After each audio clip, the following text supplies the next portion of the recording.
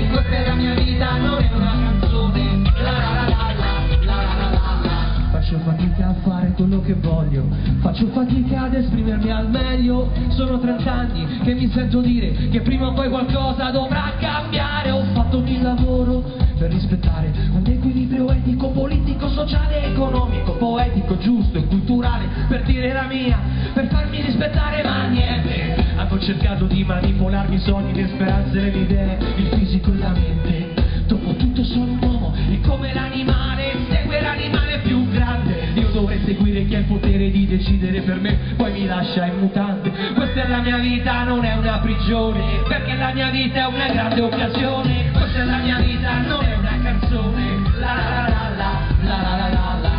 Faccio fatica a trovare un pretesto, faccio fatica ad essere onesto. Vivo in un'ipotesi esistenziale, sono condannato all'evasione fiscale. Comunicare, comunicare, questa è la parola in cui confido per salvare una generazione, anche due, forse tre. Ogni uomo deve comunicare per resistere davvero, per capire l'emisfero, per non sentirsi solo, per amare terra e cielo e trovare le parole per esprimere un disagio, un'emozione, una paura, che anche la paura più grande può svanire se trovi la forza di difendere il tuo pensiero.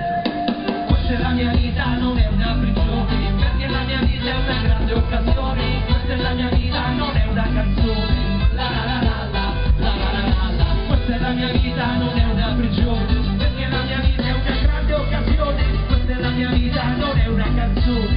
La la la la la la la la la. Io sono libero di dire, di fare quello che mi pare. Io sono libero di dire, di fare quello che mi pare. Io sono libero di dire, di fare, di vivere, amare, tornare, andare lontano da te.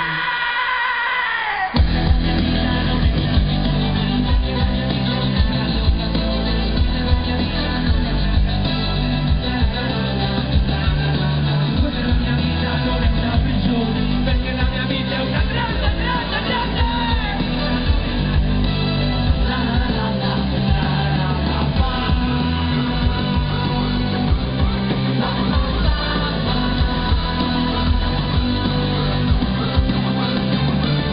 Questa è la mia vita, non è una prigione.